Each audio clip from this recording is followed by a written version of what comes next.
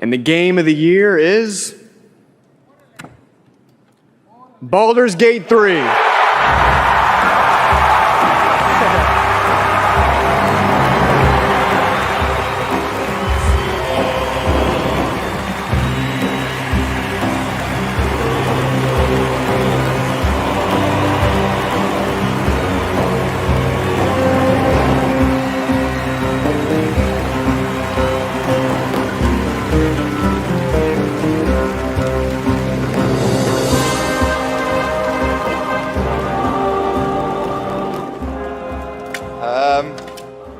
I didn't expect it anymore. Thank you so much. A game like Baldur's Gate 3 isn't possible if you don't have an incredible team working on it. And the team at Larian spent their hearts and souls for 6 years on this game. And I gotta tell you, it was perfect. Perfect. Everything, down to the last minute details.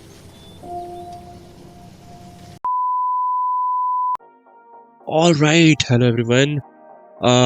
So recently there's been a lot of debate going on the internet regarding the gaming awards. The one that I don't really think makes any sense, but here we are.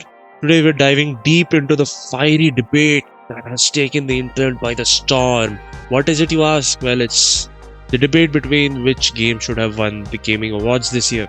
And if you haven't watched this year's gaming awards, well, good for you, because there wasn't much to watch except a lot of ads and actors who weren't supposed to be there. But basically this year was a big year for gaming, with a lot of new games coming out. Out of these games, there were games like Baldur's Gate 3, Spider-Man 2 and Alan Wake, all of which got nominated for the Game of the Year. And of course, most of the awards were won by Baldur's Gate 3.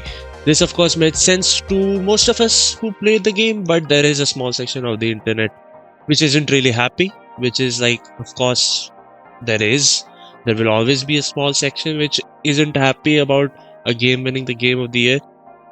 But because of this small section, there has been an ongoing debate that Spider-Man 2 should have won the Game of the Year, and not Baldur's Gate 3, because the game is trash and mid and they don't know anyone who has played the trash game, which isn't even an argument, but here we are.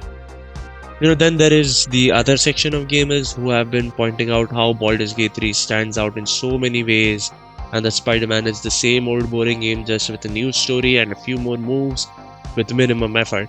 Now, I don't know how many Sony fans would like me to say it, but Spider-Man 2 was a good game, but let's be very clear about it not being deserving of a Game of the Year award, simply because it wasn't. In a year with so many good games, Spider-Man was lucky to be nominated, and yes, I see you, Hogwarts Legacy.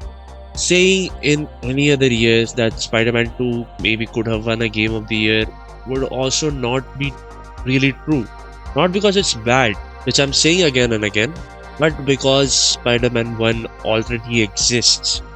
If this game would have been the first Spider-Man, then it would have probably a bigger chance of winning, because then all of it would have been new and exciting and groundbreaking. Alright, so agreeing a little bit on the argument of it being mostly same as the first installment, and of course this doesn't mean there wasn't anything new in the game. With the new and amazing fast travel system, the game really did make headlines at the time of their launch. Everybody was talking about it. Plus, the story itself was good, and so was the starting 10 minutes of the game with the big action sequence of fighting Sandman. But apart from that, it was the same swinging and mostly the same fighting, both of which I really do love, but there is no way that is enough. You could argue that it's too similar to its predecessor to stand out in a year filled with innovative games, but it's like the high school star athlete competing in the Olympics. Good, but maybe not gold medal good. Also, there is another argument, that is, it was a PlayStation exclusive, which means it's reserved for a section of gamers only. Meanwhile, games like Baldur's Gate 3 is on all platforms, may it be PlayStation, Xbox, or the best of them all, PC. Now, of course, I know that a game being a PS5 or Xbox game doesn't make it bad. Just look at God of War or Ghost of Tsushima. But what it does is stop a huge section of players from playing it.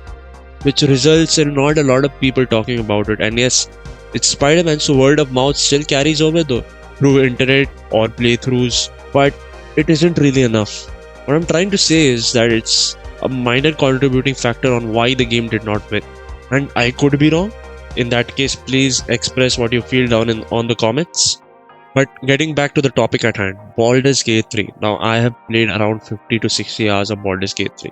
And I'll compare this to Spider-Man Remastered PC, since I've played both games on the same platform, that's PC. And I can easily say that both games are amazing in their own ways. Spider-Man is great when it comes to storytelling gameplay with constant action, all hand-stitched for you.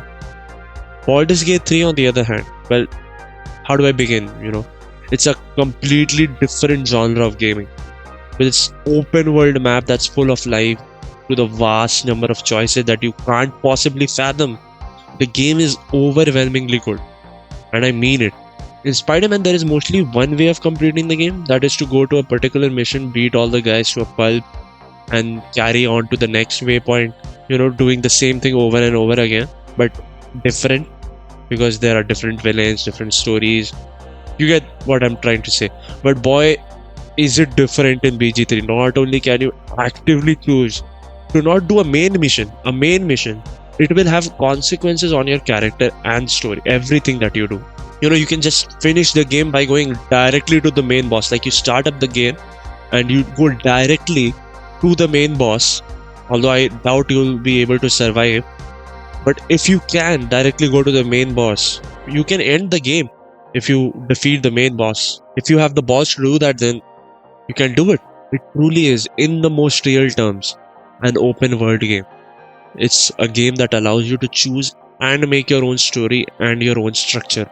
So good that it caused some developers to get angry at it, because they didn't want it to define the new standards of the genre and raise the standards of gaming altogether. Baldur's Gate 3 deserves all the praise that it can, because it was made for the gamers. The developers thought of everything that the gamers can do and made sure that all of those choices are recognized. Ever got the intrusive thought of dropping the astral prism that Shadowheart has, or maybe selling it?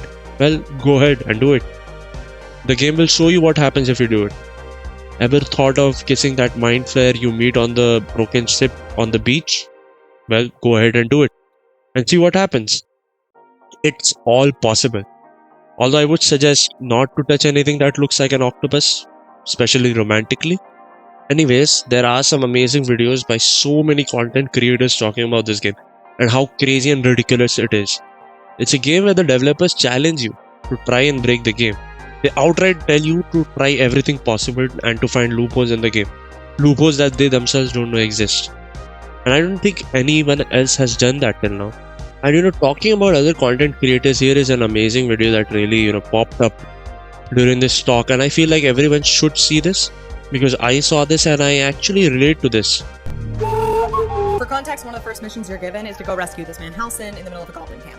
During my all-nighter, I gathered all the goblins by playing a little ditty, and then carefully planned out an ambush so I could attack them all at once. A lot of other people also planned out an ambush by putting grease on the stairs, ice on the bridge, using a spell that locks all the doors. Someone fully sold out the good guy location so they could assassinate the leader once they were left alone. Someone was attempting to ambush everyone, but then got caught freeing a prisoner and had to fight their way out. Someone woke up the drunk goblins and then gave them more booze so they'd pass out again. And this person poisoned the punch bowl at the party. Some people threw their enemies into the spider pit. Other people befriended the spiders and caused a spider uprising, including Luxy Games, who— wait, Luxy Games?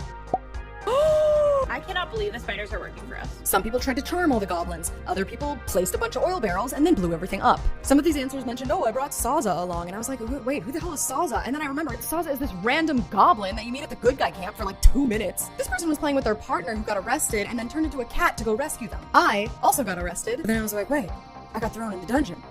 The place we're supposed to be rescuing Halsin from. In the playthrough you are going to see, I met a character named Priestess Gut. She gave me a sleeping potion, I pass out, I wake up in a dungeon in chains. However, when Brizzy Voices was in the exact same scenario— Brizzy Voices— when she was in the exact same scenario, she was given the sleeping potion, but was playing a drow. And apparently, sleeping potions do not work on drow, so Priestess Gut got mad and attacked her. But then someone else said they defeated Priestess Gut by dropping a chandelier on her. And someone apparently seduced her and killed her in her bedroom. Some people sided with the goblins by accident. A lot of people sided with the goblins on purpose. which means there's an alternate timeline out there where the goblins are just hanging out in the good guy zone. And in my current playthrough, I got through the goblin camp by smearing shit on my face. I can't believe you did it! You stupid idiot! Go on, mate. Enjoy the festivities. You earned it. And all of the goblins in the camp acknowledged that I had poo on my face. You look like you've been kissing a wolf's backside. Look on you. Looking good, you dunger. Poo suits you. And what are you doing here with that stink on your face? That tongue on your mug's making my eyes water. I would open up my menu, and there would be poo on my face, and flies buzzing around my head. I had a status effect for the poo on my face. And I would like to remind you that that is just one mission. That is one quest in the entire area of Act 1. Now, of course, I've done enough praises for BG3, and if you have seen this long and are a Spider-Man 2 fan, then let me tell you, you have won as well. Just not in the way that you think. Before I say anything further, let me say it again. Both Spider-Man 2 and Baldur's Gate 3 are good and great games.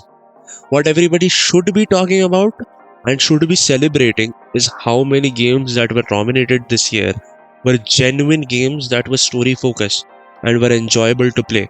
Most of these games had no microtransaction angle whatsoever.